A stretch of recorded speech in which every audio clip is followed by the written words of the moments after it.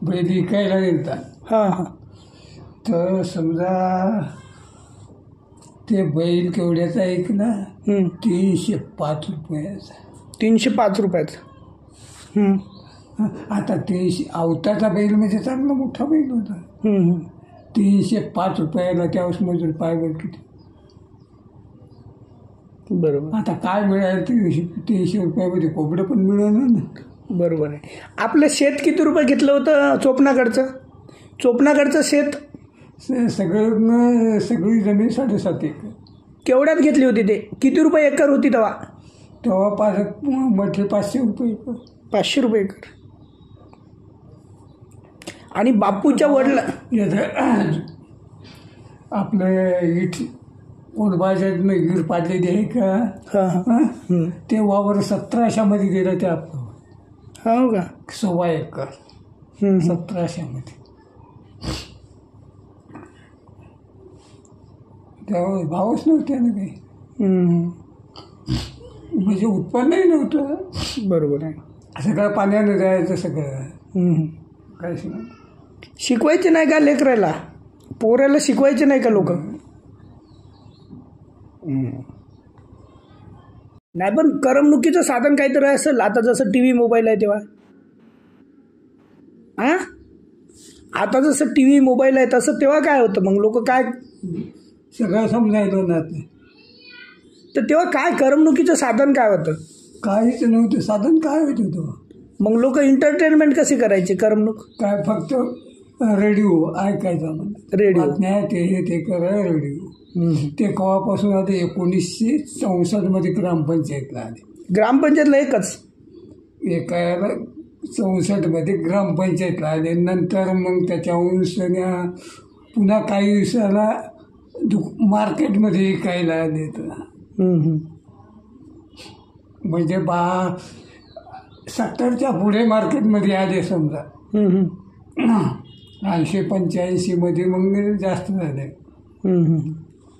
आपल्या गावात कोणाकडे होता रेडिओ?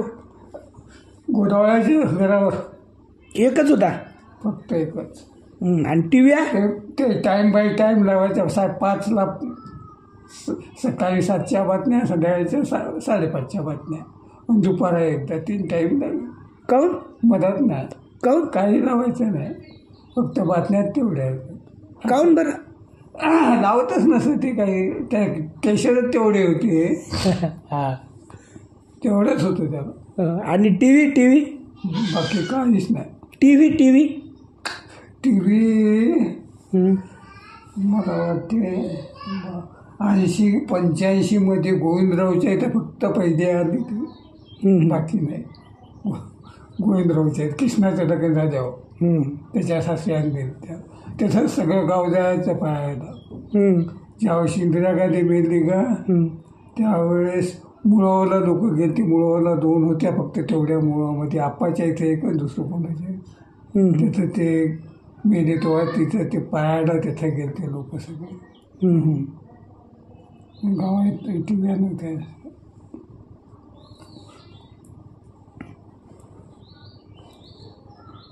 मग आरक्षण यायला असून काय उपयोग आहे? तेच झाला आमदार झाला. हो, शिक्षण मंत्री ते काय याद. जिल्हा परिषदचा हे होता सभापती झाला. आमदार तो. त्याचा मुलगा काहीच नाही. त्याचा मुलगा सभापती झाला ना. कोणाचा? विजयराव खडसेचा. म्हणजे तुझं काय आहे? बाकीच्यांचं काही नाही. एक आरक्षण ज्यांनी त्याच्या कुटुंबातलं घेतलं तेच सगळं आरक्षण खायला. एकच कुटुंब खायला. बाकीच्याला काही नाही. बाकीच्या मुळामध्ये अशी किती विकत घ्यायचं. कोणाला काय, कोण्या बुद्धाला काय. यायला मिळत असेल कर्ज फीज ते मग कोणत्या सर्व्हिसला मुळ वाटले बी आता दाखवू बुद्धाची. बरोबर आहे. मुळ पुरुष नाही. 2 नंबरची जातं सगळे. बरोबर आहे. योजना वगैरे भेटतात पण ते जे हे आहे ओरिजिनल ते एखाद्या कुटुंबाला भेटलं की ते त्याचंच आमदार, त्याची बायको, त्याचंच पोरगं असं होत आहे. नोकरीत आहे तसंच आहे. कोण आता आपल्या जुन्या गावात एवढी बुद्धी आता. कोणते बुद्ध नोकर केलं आता सांग, कोणीच नाही. कोणते आहात. हम्म. आता नवीन पोरं बेशोक शिकलेले आहात. हो. त्या बाजूला का कमी शिक्षण आहे का, 15वी आहे बरोबर. ढोबळेच्या. हम्म. काय करायला अखेरीला मजुरी केली होती करायला का. हम्म. बरोबर. मग आरक्षण हाय तो कुठं यायचे लागायला येतं. हम्म. बरोबर. त्याच्या बाईचं आहे ना आरक्षण वृद्धापकाळ, हम्म. कुठे आता. बरोबर आहे. त्याच्यातही खूप कास्ट आहेत, फक्त एक ती बौद्ध जात नाही आहे, खूप जाती आहेत त्याच्यात. पुष्कळ जाती आता. म्हणजे ओबीसी सारख्या याच्यात पुष्कळ जाती आता. बरोबर आहे. मात्र आता विजय खडसेचा भावाचं पोरग संभाचं पोरग, त्याची ओळख तुला नसेल मी म्हणतो. हां, ते खडसेच्या पोरापेक्षा मोठं, या विजय खडसेच्या पोरापेक्षा मोठं, म्हणजे त्याच रेवडला समजा एकासारखं. त्याला काहीच नाही आजू काही बी, घर सुद्धा राहायला. त्याचा चुलता आमदार, त्याची चुलती जिल्हा परिषदची सभापती, त्याचा भाऊ पंचायत समितीचा सभापती, सक्का भाऊ ते. हो बरोबर. भावाचं पोरग, त्याला घर नाही राहायला. सांग ना. बरोबर आहे. आरक्षणाचा दुरुपयोग होत आहे, म्हणजे त्याला योग्य पाहिजे असं नाही वाटत.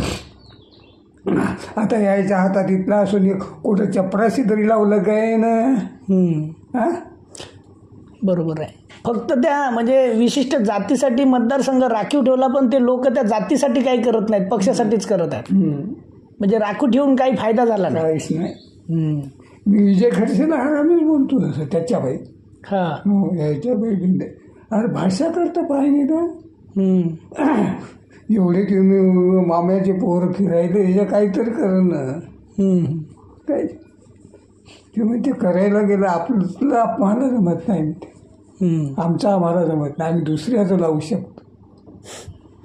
पाठ कितीवर पाठ आहे, घरातलं जमत नाही.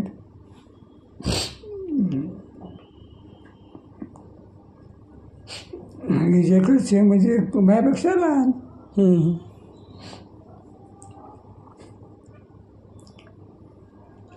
गावात नेहमीच, गावात मुळावत कुठे बी ते ठेवायचं ना. पहिलं काय होतं विजय खडसेला, काहीच नाही ना. बरोबर. मग केळी काय शिंद्याची लोकसभा.